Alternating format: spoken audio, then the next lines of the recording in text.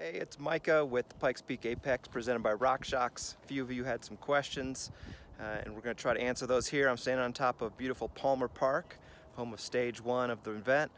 Pikes Peak in the background, so here we go.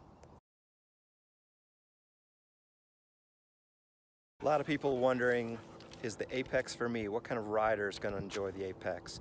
It's going to be a wide range of people.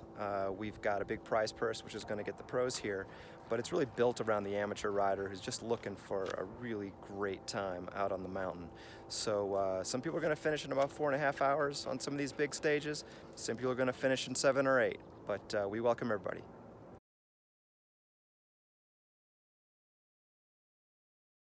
For those people who have maybe never done a stage race, they've just kind of maybe done a one-day event, this is a great introduction to stage racing. The rules are pretty relaxed. You don't even have to finish the stage 2 to start stage 3. It is really a welcoming event, and anybody can do it. So if you've never done a multi-day event, this is a perfect one to kind of get your feet wet and check it out. One thing that everyone is really going to love about the Pikes Peak Apex is the weather in the end of September. I mean, it's just one of the best times to be in this town. The aspens will just be a deep yellow. It'll be chilly in the morning, but warm in the afternoon. There's a couple stages where we're going to get up there around 10,000 feet, and you're going to want a jacket. It's going to be a little chilly on that descent, so I would bring one in your back pocket. But we're really looking at some dry, beautiful days here in the fall. One of the great things about being able to do a big event here in Colorado Springs, there's so much to do if you're not racing. So if you want to bring your family, the new Olympic Museum is going to be open. You can go drive to the top of Pikes Peak. You can go for a hike. You can enjoy the downtown area and all the bars and restaurants there.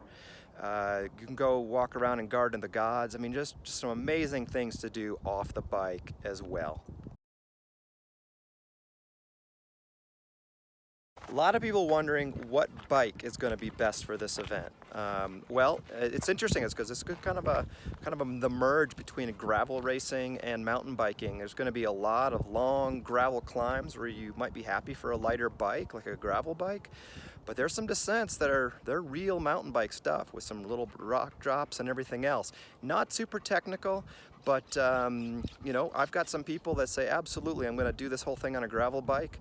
But there's some spots where you're going to be walking. Then again, if you're bringing something like a heavy trail bike, you're going to wish you had something a little lighter for some of these long climbs. Rampart Range is a 12-mile dirt climb, not too steep, but just kind of keeps going. So you can pick any bike you like.